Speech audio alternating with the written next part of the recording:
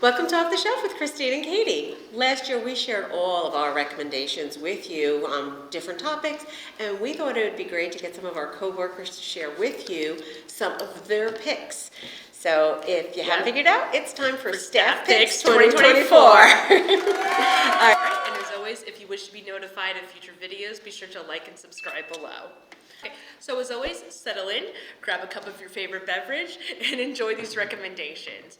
Be sure to let us know in the comments what books you liked the most this year as well. We want to hear from you, our patrons. Yes. Love always getting other perspectives. Exactly. So Katie, why don't you get us started with some of our lovely staff picks? Yes, of course. So our first option is from our colleague Annie, who's now the head of technical processing, and she recommends A Very Bad Thing by J.T. Ellison.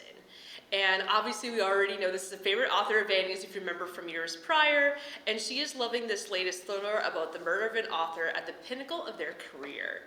The investigation reveals secrets about her past that threaten to destroy everything and everyone she knows. Ooh. Dun, dun, dun. Love thrillers. Next up, we have some picks from Ebony, our new Makerspace librarian. Yes. And still very voracious reader. Very voracious reader. So we nailed her down to a few of her top picks.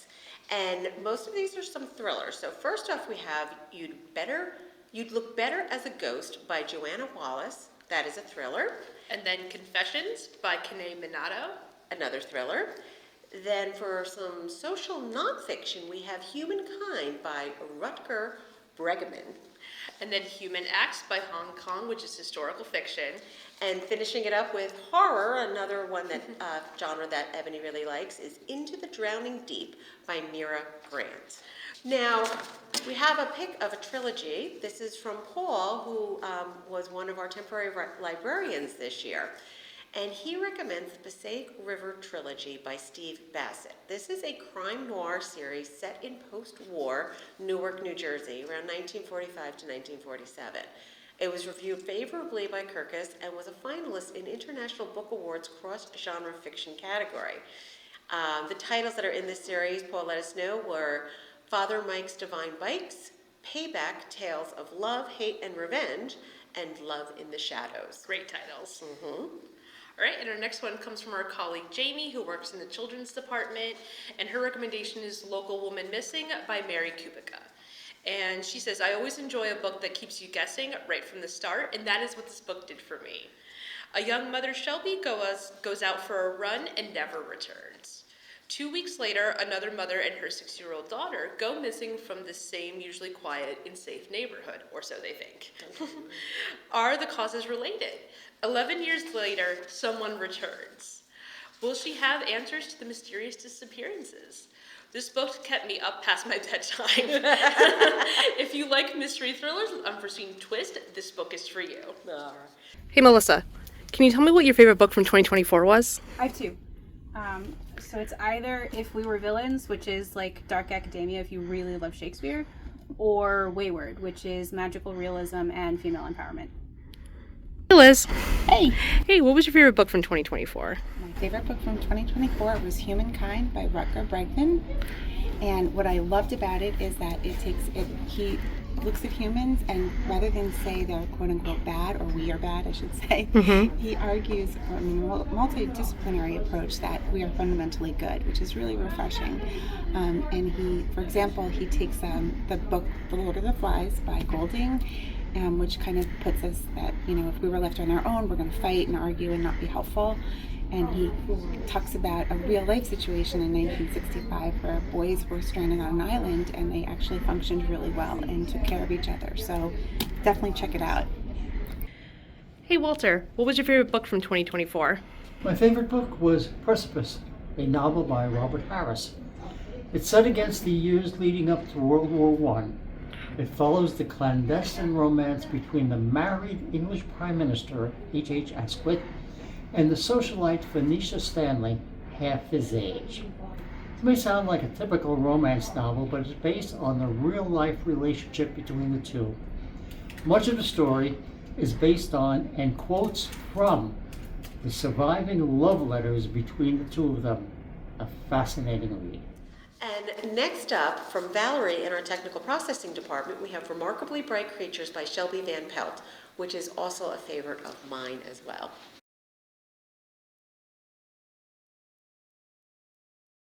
And the next one comes from one of our newest colleagues, Jillian, who works in the circulation department. And she recommended The Celebrants by Stephen Rowley.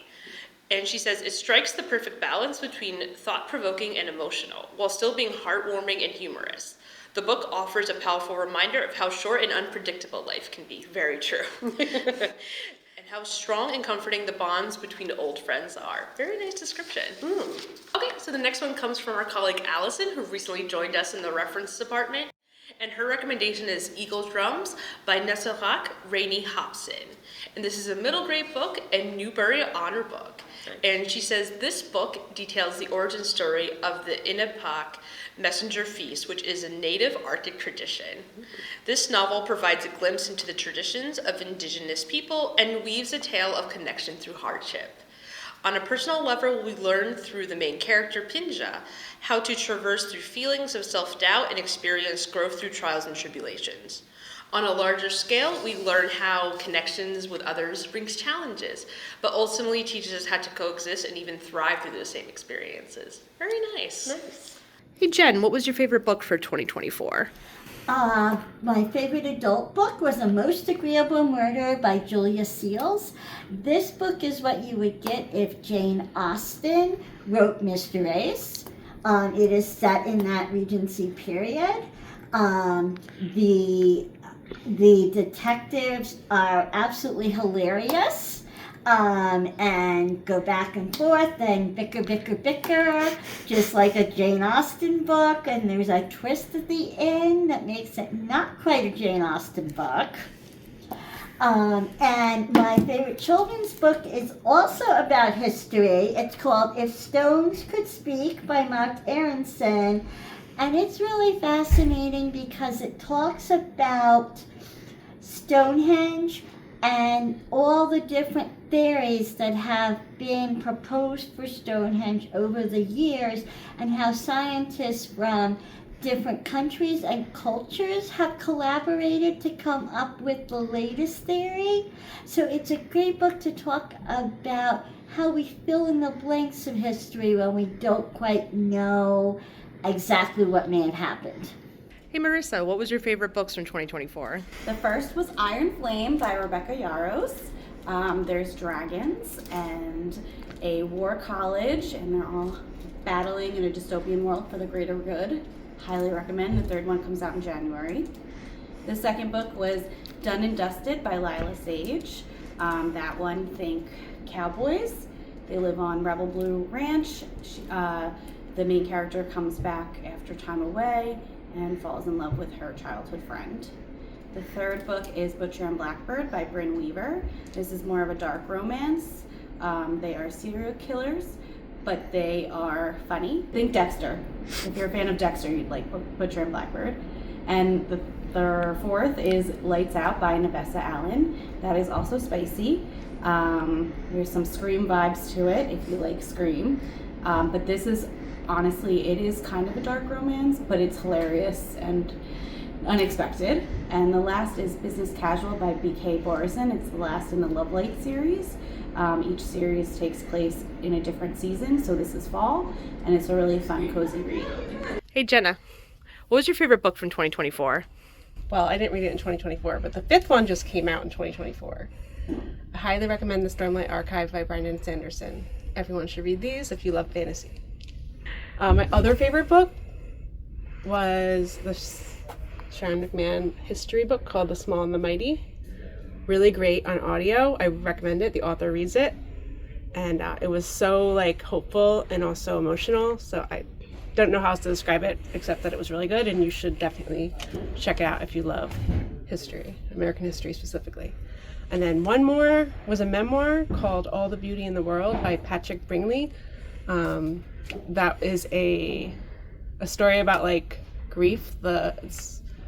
The man loses his brother, and then he goes and works at the Met for 10 years as a security guard and just kind of takes it all in. And it's such an amazing human story, but surrounded by the most beautiful art in human history. So I recommend it highly.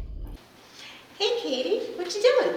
Oh, just reading my favorite book of 2024. Really? Yes. You want to hear about it? I would love to hear about it. What was your favorite book from 2024? Right. So this is Days at the Murasaki Book Stop by, it's a long last name, so it's by Satoshi Yagasawa. And this is about this girl who she has a falling out with her boyfriend at work.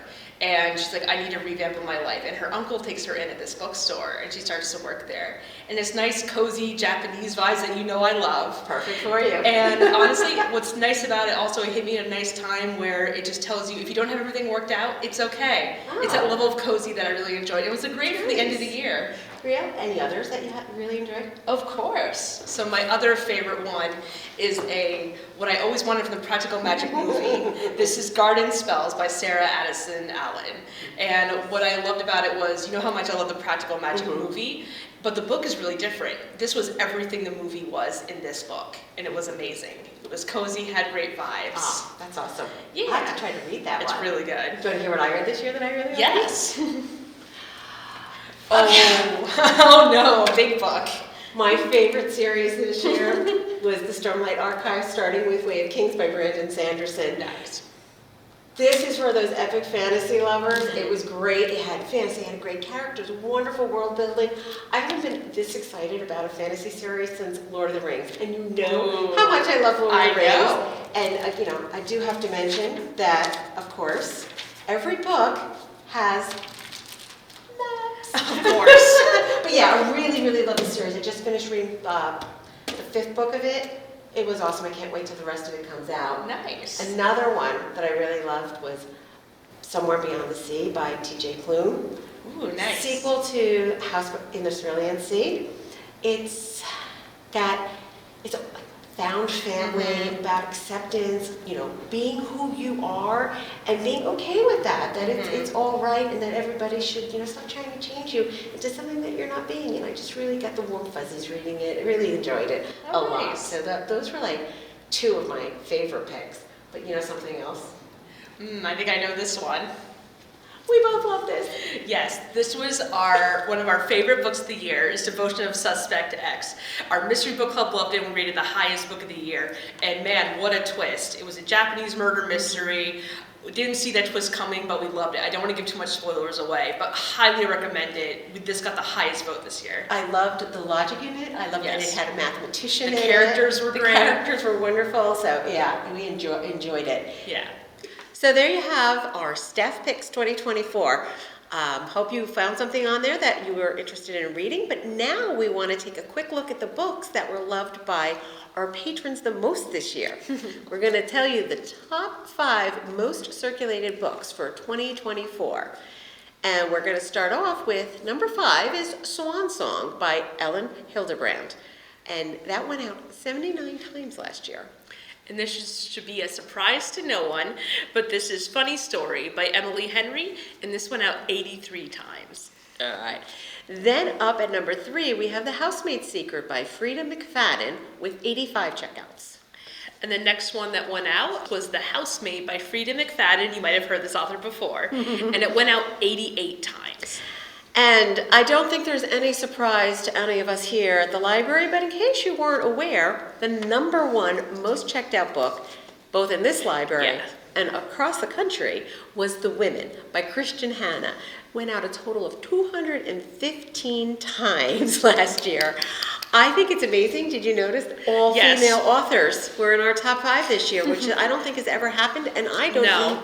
And no James Patterson. Or David Belcher. Yeah. Now, they are in our top 10. Oh, they are, just not in the top 5. So we just thought that was rather interesting. We hope you enjoyed these picks. Hope found a few things to add to your TBR. And as Katie has said before, if you like what you see and want to know our next video, make sure you like and subscribe below. Yeah, and as always, guys, thanks so much for watching, and we'll see you in the next video. Take care. Take care.